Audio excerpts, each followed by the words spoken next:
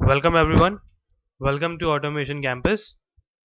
This is our first tutorial or the first tutorial for Java, which basically is about introduction to Java, right?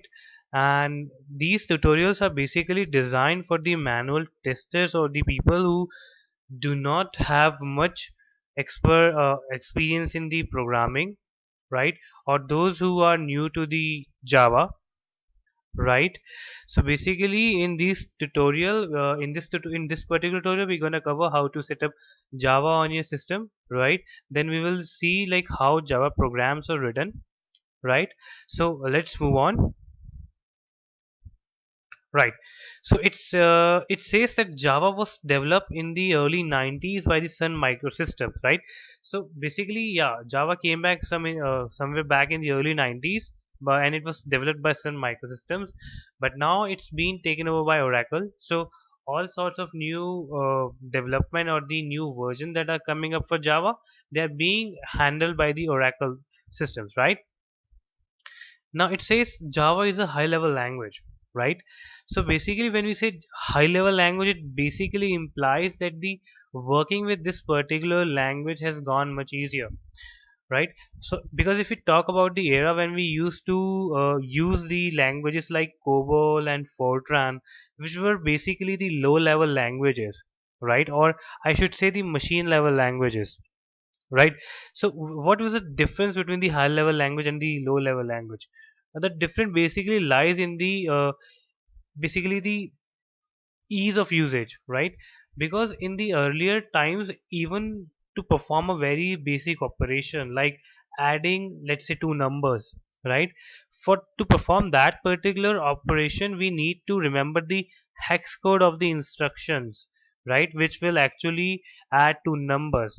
But now, in the time of the high level languages, we can just simply write 2 plus 5 to give it 7, right? So basically high level languages provide us the user friendly keywords and user friendly operators and operands to work with, which makes the work quite easier, right? Now Java programs are portable across platforms, right? Now it's actually true. Java programs are quite portable and they can run on multiple platforms. The only requirement for this is that each platform should be having Java virtual machine installed on them, right? Because Java virtual machine only needs the Java bytecode. What is Java bytecode? We're gonna cover in a while, right? For now, just stay with me and keep in mind that Java programs can be executed or run on multiple platform. But platform, I can create my Java program and on Windows, and I can run them on Linux. I can run them on Macintosh, right? Okay. Now, fourth point says Java is object oriented, right? Because Java is strictly an object oriented language. In order to work with Java, we follows the class object model. Now, what's class object model? That too we're gonna cover in a while, right? Okay, as you can see, this is a sample Java program, and like I was saying that every thing in a Java program or Java strictly follows a class object model. So here also you can see Java, everything starts with a class, right? And everything that you want to code comes under the beg your pardon comes under that class only, right? So guys, this fourth slide talks about compiling and running, and here only I will explain you like why I was saying that Java programs can run on multiple platforms, right? So basically when you write your Java program, it gets saved with .java extension. For example, if I say let's say create a class, let's say hello, then it will be saved with the hello.java extension, right?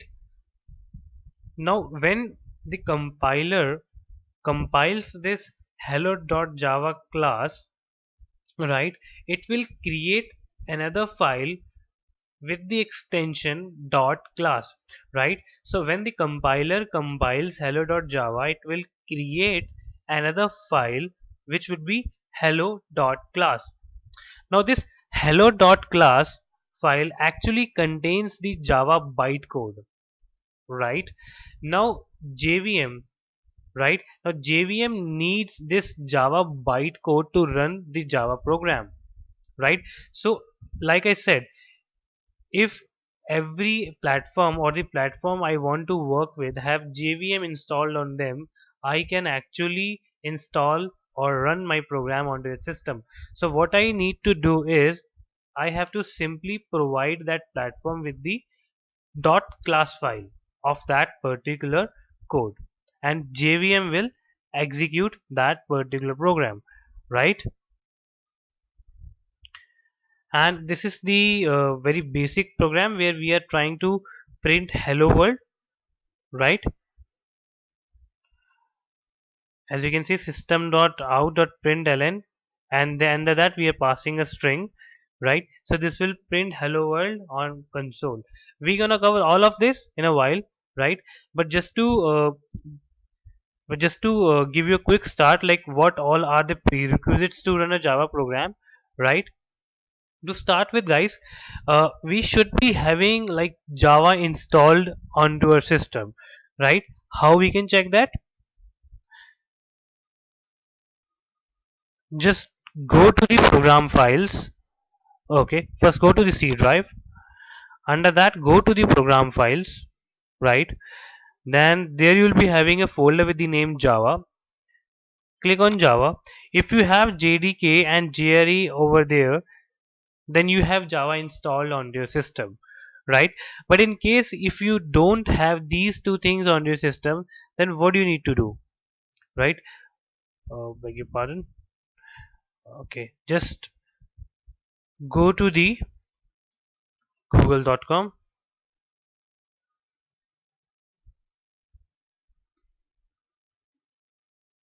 Over here, simply write download JDK, or let's say JDK7, right? Then just click on the above link.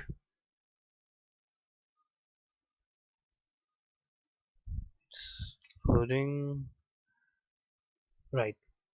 So, so guys, if you scroll down, you can see like various versions of the JDK. Then select the one which suits the architecture. For example, if mine is a 32-bit window, I'll select this particular version, right? For example, if you have a 64-bit window, then click on this one. If you click on it,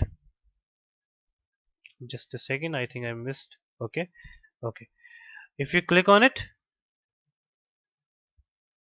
it will start downloading, right? So once it get downloaded, then simply click on the exe file of it, and then Java will get installed onto your system. So it's not like that you have to install both these things separately.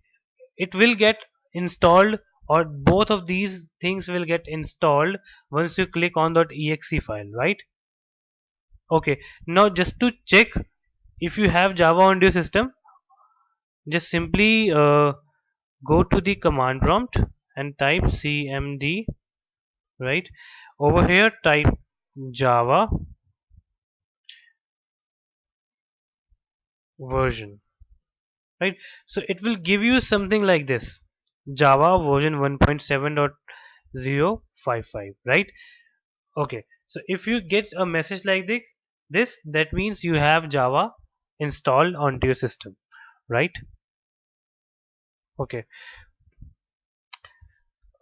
okay. Now, guys, in order to write the Java programs, we will be needing one IDE, right? Unlike the older days when we used to write the Java programs on the notepad and then we used to run them through command prompt, right? But now the most of the developers, they use IDEs for their development or writing their Java code. Now there are so many IDEs for Java in the market, right? For example, there is Eclipse, there is NetBeans, there is IntelliJ, which is the paid one, right? Now, Eclipse is an open source IDE for Java, right? And it is actually the most popular IDE, right? No, so how we can download or how we can create a project in Eclipse, that thing we're gonna see now. To download Eclipse onto your system, just go to Google and type download Eclipse, right? Just click on download Eclipse, then click on the first link, Eclipse downloads,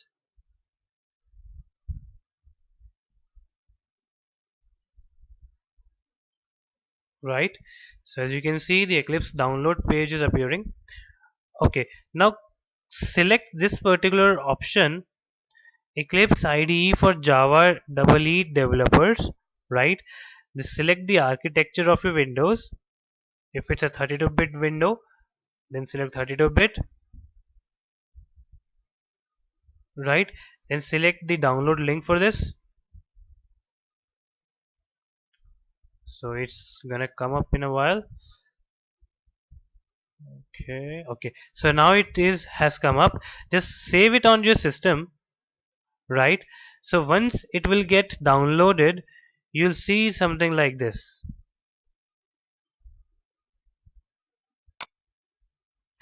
A RAR file for Eclipse. Okay.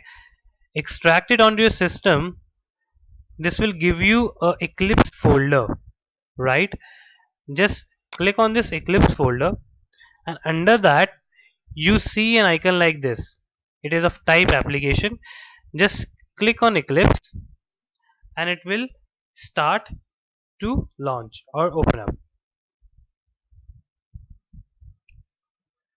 right? So it's gonna take a while.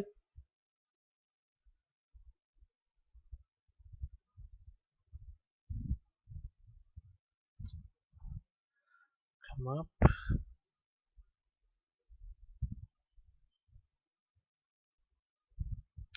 Okay, so guys, this is, I mean, I'm actually having few projects already on my console, so I'll show you like how Eclipse will look like when you first install it, or once, or when you will launch it for the first time, right? Let's say if I type it at, let's see what, mm, test check. Okay,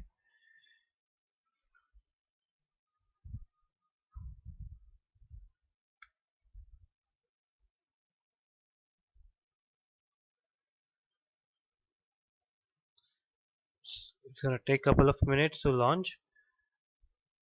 You don't have to create a workspace like I did, because when you launch the Eclipse for the first time, it will automatically create a workspace for you.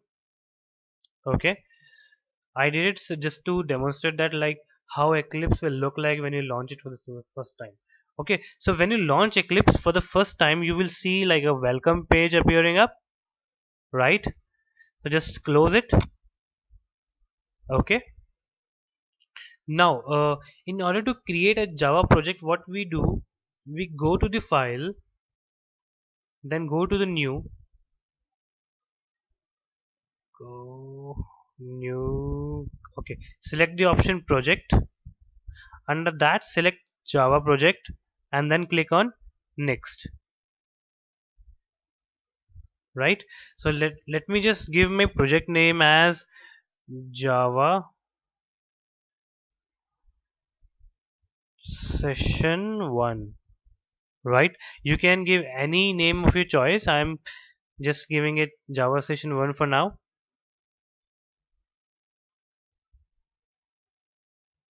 Click yes, right? So as you can see, the project has been added on the left pane of the window, right? Okay, so now guys, like I said, everything or every program that you create in Java works inside a class, right? Now if we talk about like what is a class, right? So basically class is the blueprint, or I should say basically a template, right, which contains basically the data and the methods that you want to interact on that particular data, right? And objects are actually the real world entity, right? For example, if I create a class over here,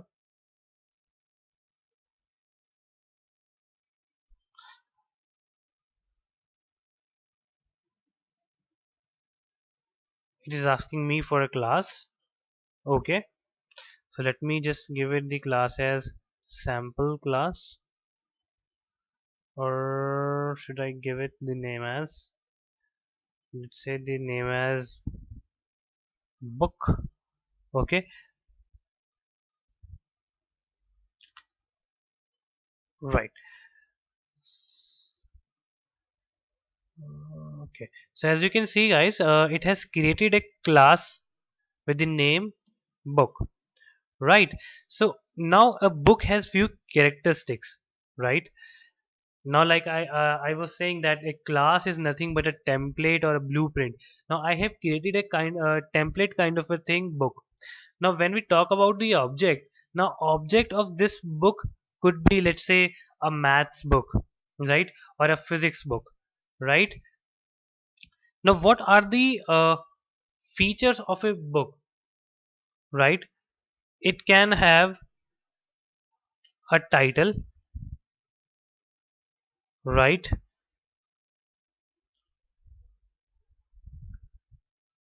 It can have an author,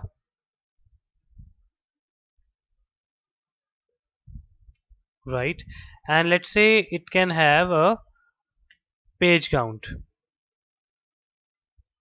number of pages in a book, right? Okay, so basically these all variables belong to this particular class book, right? Now let's create few methods or the functions which will actually act on these variables or the uh, characteristics of this particular book, right? For example, if I create a method public void get values, right? And in here I just specify, okay, just give me a second guys. Okay, I pass in the three arguments, let's say string a comma string b comma int c, right? And then I just assign these values to the data of this particular class. For example, I'll specify the title equals to a. Just stay with me for a while guys, then you will come to know what I'm doing, right? Okay, and then page count equals to c, right? Okay, so we have actually created one function or method get values which will take these three type of values a, b and c, and then it will assign these values to the variables of the class. Okay, now let's me create another method which will display these values, right? Or I should name this method as display. Okay,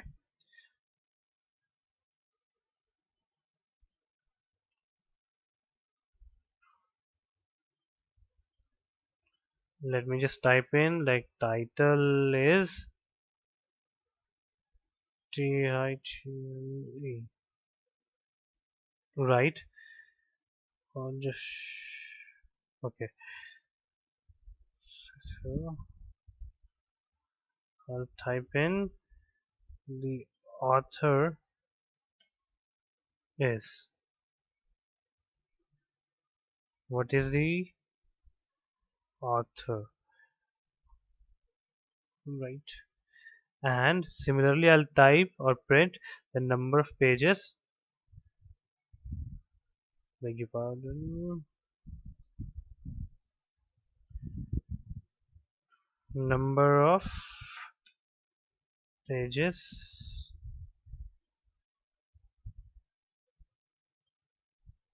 page count. Right. So guys, now I have the methods in a class which actually assign the values to the variables of the class, right, or the data members of the class, and then I have a function which actually displays those values, right? Okay. Now, in order to work with a class or in order to access the methods of a class, right, I need to create an object of that particular class, right? So how we create an object? Okay, so now we're gonna see that.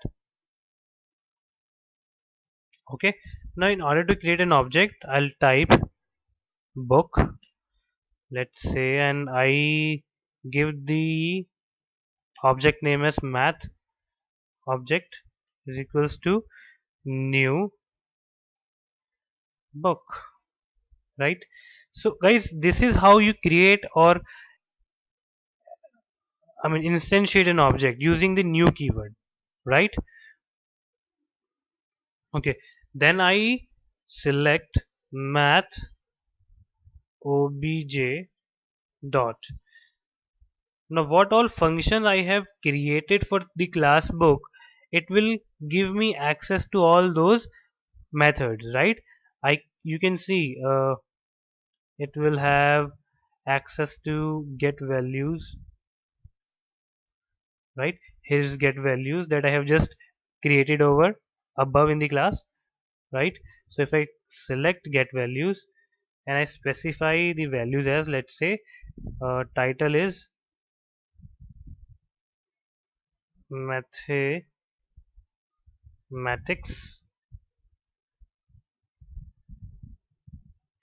and the author as Shakuntala Devi, right? And the number of pages is 250, right? So I have called that function get values and pass the following values in it, right? So we'll see when we call the display method what all it will display. Before that, I'm going to create another object, book physics, right, is equals to new book, right? Again, I'll do the same thing, physics dot get values, then I'll specify the title, let's say uh, concepts of physics,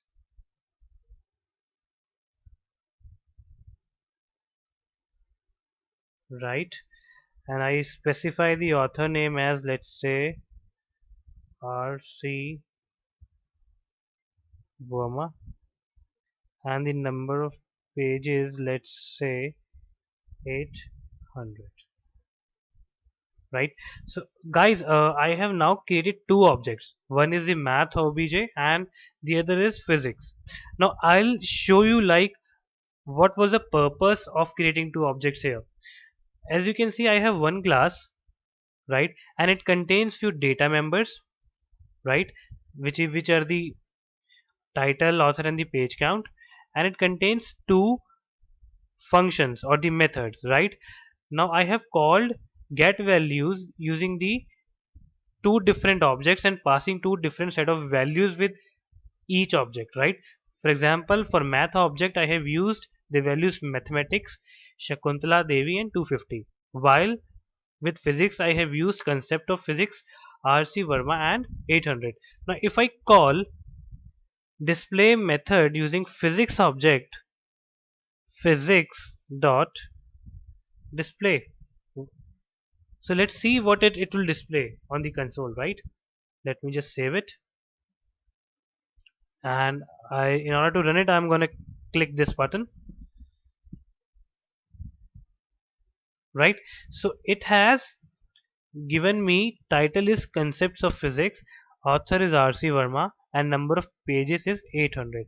So basically what it did, it created an object physics, right? And then after that I called this particular method get values, right? And as you can see, concept of physics was passed on to string A, RC Verma was received by string this variable B, and 800 was received by this variable C, and then it assigned all these values to the data members of the class, right? And then when I call the physics.display method, the values which were assigned to the data members were being displayed, right? Now if I call it using math obj dot display, it will display the values for math object. Now let's give it a run, right? It has been executed, right? So in the first phase it gave me the values for the physics object, right? And in the second display method it gave the values for math object, right?